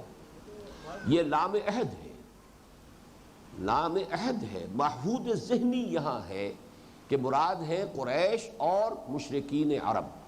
ان سے تو مجھے جنگ کا حکم ہوا ہے کہ میں آخری دم تک جنگ کروں گا، یہاں تک کہ یا تو انہیں قتل کر دوں یا وہ ایمان لے آئیں. باقی یہ معاملہ کسی اور کے لیے نہیں. کسی یہودی کے اوپر یہ جبر نہیں کیا گیا، نہ یہ الٹیمیٹم دیا گیا. کسی عیسائی پر نہ یہ جبر کیا گیا، نہ الٹیمیٹم دیا گیا. کسی مجوسی پر نہ یہ جبر کیا گیا، نہ الٹیمیٹم دیا گیا. کسی ہندی پر، کسی بربر پر. پوری اسلامی تاریخ اس سے خالی ہے کہ یہ جبر کیا گیا ہو. بلکہ دور صحابہ میں بھی، خلافت راشدہ میں بھی 3 آپشنز ہوتے تھے. اسلام لے آؤ تو ہمارے برابر کے بھائی ہوگے، ہمارا تمہارا سٹیٹس ایک ہوگا. اگر یہ نہیں تو تمہیں نیچے ہو کر رہنا پڑے گا، چھوٹے ہو کر رہنا ہوگا. اسلام کی بالادستی قبول کرنی ہوگی. وہ حدیث جو ہم نے اس زمانے میں بہت عام کی، حضرت صوبان سے رضی اللہ تعالی عنہ، حضرت مقداد ابن اسود سے رضی اللہ تعالی عنہ، کہ لا يبقى على ظهر الارض بیت وبر ولا مدر الا ادخله الله کلمۃ الاسلام بعز عزیز وذل ذلیل اما يعزهم الله فيجعلهم من اهلها واما يذلهم فيدينون لها. فقلت، حضرت فرماتے ہیں حضرت ابن اسود، مقداد ابن اسود رضی اللہ تعالی عنہ، فقلت، تو میں نے اپنے دل میں کہا، فَيَكُونَ الدِّينُ كُلُّهُ لِلَّهِ، پھر تو دین کل کا کل اللہ کے لیے ہو جائے گا کہ روئے ارضی پر کوئی گھر نہیں بچے گا، کوئی خیمہ نہیں بچے گا جس میں کلمہ اسلام داخل نہ ہو جائے۔ لیکن یہ کلمہ اسلام کا داخلہ دو طریقوں میں سے ایک پر ہوگا، یا گھر والا خیمے والا اسلام قبول کر لے گا، اسے بھی عزت نصیب ہو گئی، وہ اس کو بھی اسلام کی عزت حاصل ہو گئی۔ وَلِلَّهِ الْعِزَّةُ، سورہ منافقون میں آپ نے یہ آیت پڑھی ہے، وَلِلَّهِ الْعِزَّةُ وَلِرَسُولِهِ وَلِلْمُؤْمِنِينَ، یا پھر انہیں مغلوب ہو کر رہنا پڑے گا، چھوٹے ہو کر رہنا پڑے گا، اسلام کی بالادستی قبول کرنی ہوگی، پھر وہ ہندو رہے، سکھ رہے، پارسی رہے، مجوسی رہے، عیسائی رہے، یہودی رہے، جس کو چاہے پوجیں، جو چاہے عقیدہ رکھے، انہیں اجازت ہوگی، پرسنل لاء کی بھی اجازت ہوگی۔ یہ دوسرا آپشن ہے۔ اور تیسرا پھر یہ ہے کہ اگر دونوں چیزیں منظور نہیں ہے تو آؤ، پھر میدان جنگ ہے۔ لیکن یہاں صرف دو کا ذکر ہے، میدان جنگ اور یا اسلام لے آنا۔ یہ ہے خاص اہل عرب، مشرکین عرب کے لیے، جن میں اصل نیوکلیس ان کے جو ہے وہ بنی اسماعیل، جن میں سے حضور تھے صلی اللہ علیہ وسلم، قریش میں سے، وہ حضرت اسماعیل کی نسل سے۔ باقی وہ عرب مشرکین جو ہے وہ بھی ان کے تابع ہوں گے کہ جو انہی کے کلچر میں، انہی کی تہذیب میں، انہی کے عقائد میں رگے ہوئے تھے۔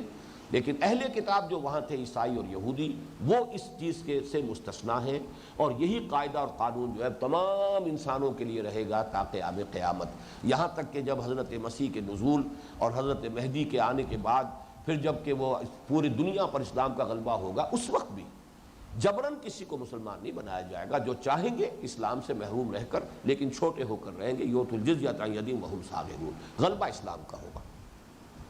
دوسری بات یہاں پر یہ نوٹ کیجئے کہ اس میں تین چیزوں کا بیان ہوا ہے، کلمہ شہادت، نماز اور روزہ۔ یہی تین چیزیں ہیں جو سورہ توبہ کی ان آیات میں آئی ہیں، وہاں بھی صوم اور حج کا ذکر نہیں ہے۔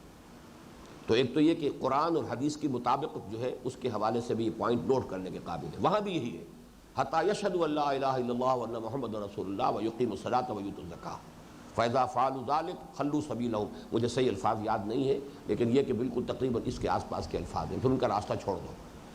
تو اسی سے دلیل لی تھی حضرت ابو بکر نے رضی اللہ تعالی عنہ مانعین زکوٰۃ کے خلاف، کہ جب حضور نے کم سے کم تین چیزوں کی شرط رکھی ہے، جنگ جو ہے بند ہو سکتی ہے، جنگ بندی کی شرائط تین ہیں، کلمہ شہادت، نماز اور زکوٰۃ، تو میں زکوٰۃ کے معاملے میں کوئی مداہنت نہیں کر سکتا، کوئی کنسیشن نہیں دے سکتا، کوئی ڈھیل نہیں دے سکتا، اس لیے کہ حضور نے بھی، اور سورہ توبہ کی ان آیات میں بھی اور اس حدیث میں بھی، امرت ان اقاتل الناس حتی یقیموا الصلاۃ ویؤتوا الزکاۃ ویشہدوا ان لا الہ الا اللہ وحدہ لا شریک لہ وان محمدا عبدہ ورسولہ۔ تو آپ دیکھ رہے ہیں کہ کتنے عظیم مسائل ہیں اس ایک حدیث کے اندر، حکمت کے کتنے خزانے ہیں۔ میں نے تو عنوان میں تو ایک خزانہ لکھا ہے، لیکن اس میں تو میرے نزدیک کئی خزانے ہیں اس میں۔ فَإِذَا فَعَلُوا ذَلِكَ، جب وہ یہ کر دیں گے تو گویا کہ مسلمان تسلیم کر لیے جائیں گے۔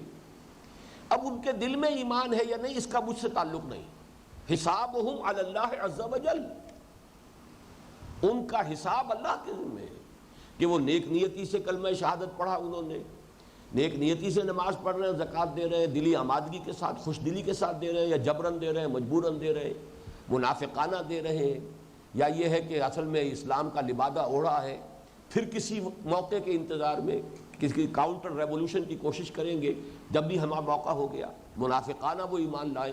یہ میرے ذمہ نہیں ہے، یہ اللہ کے ذمہ، حسابہم علی اللہ عز وجل، ان کا حساب جو ہے وہ اللہ کے ذمہ ہے، میرے ذمہ نہیں ہے کہ آیا وہ مومن ہے یا نہیں۔ یہ اسلام ہے ان کا، اور اسلام کے کیا معنی ہوتے ہیں؟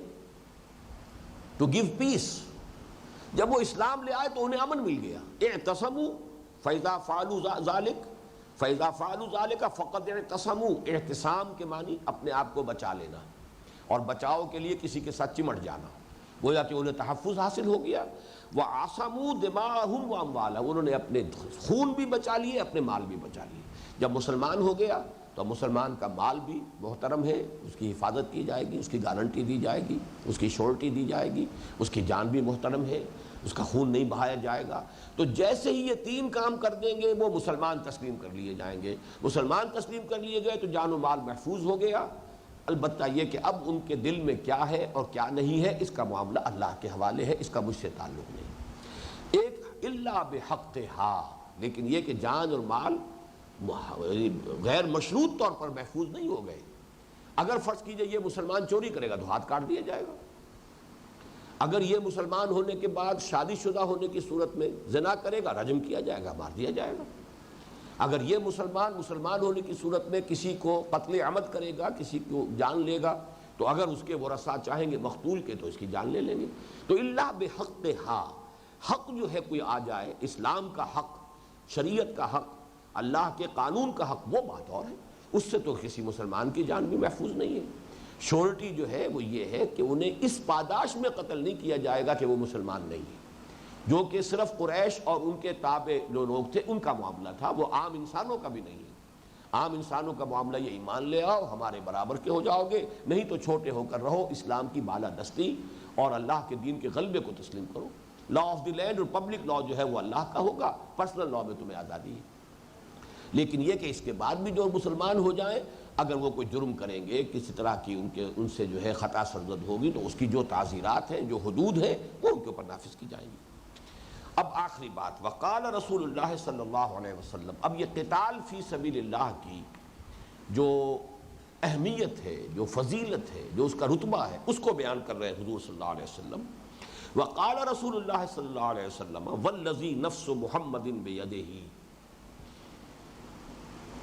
اس ہستی کی قسم جس کے ہاتھ میں محمد کی جان ہے، صلی اللہ علیہ وسلم، تبارک و تعالی، اللہ تبارک و تعالی کی قسم کھا کر حضور فرما رہے ہیں، اس ذات کی قسم جس کے ہاتھ میں میری جان ہے، جس کے ہاتھ میں محمد کی جان ہے، ما شہب وجہ ولغبرت قدم فی عمل تبتغى فیہ درجات الجنہ بعد الصلاۃ المفروضۃ کجہاد فی سبیل اللہ، نہیں تکان زدہ ہوا کوئی چہرہ، کسی عمل کی وجہ سے چہرہ اتر جاتا ہے، تکان ہے، اداسی ہے، وَلَغْبَرَّتْ قَدَمٌ، اور نہ ہی کوئی قدم غبار آلود ہوئے، یعنی کسی بھی عمل، یہ عمل کے لیے گویا کہ ایک استعارہ ہے کہ کوئی تھکا دینے والا عمل ہو تو چہرے کے اوپر اداسی اور تکان اور اس کے آثار ہوتے ہیں، اس محلال کے آثار ہوتے ہیں۔ کہیں سفر کر رہا ہے آدمی تو اس کے جوتے جو ہے غبار آلود ہوں گے، یا اس کے پاؤں جو ہے وہ غبار آلود ہوں گے، یعنی جو بھی چلت پھرت دنیا کی ہے، جو سعی و جہد ہے، جو بھی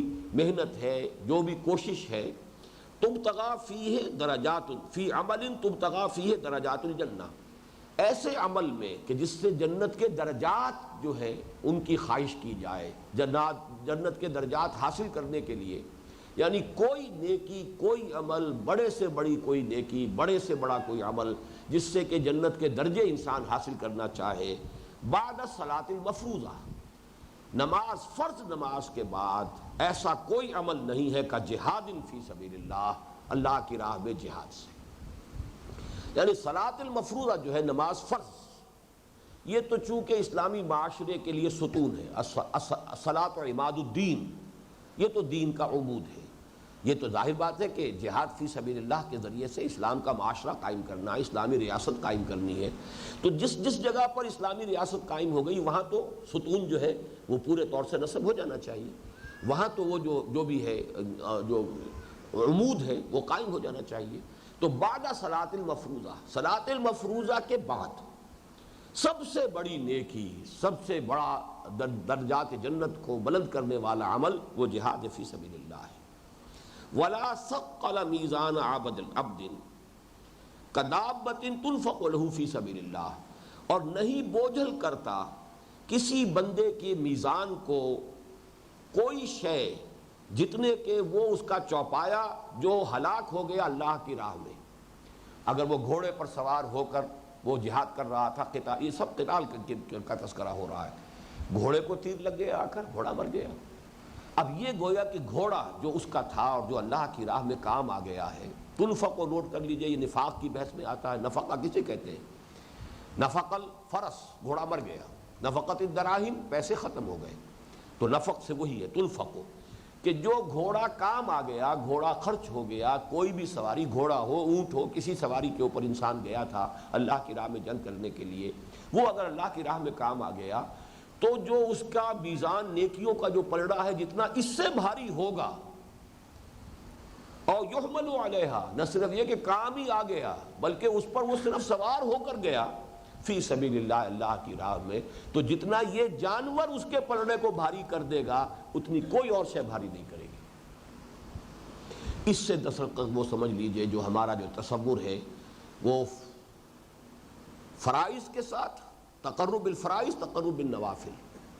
اگر اسلامی معاشرہ قائم ہے، اسلامی نظام قائم ہے، خلافت علی منہاج النبوہ کا نظام ہے، تو آپ نوافل کی طرف بڑھیے. اگر وہ قائم نہیں ہے تو پہلا فرض یہ ہے کہ جد و جہد جو ہے اس کو قائم کرنے کی ہو رہی ہے.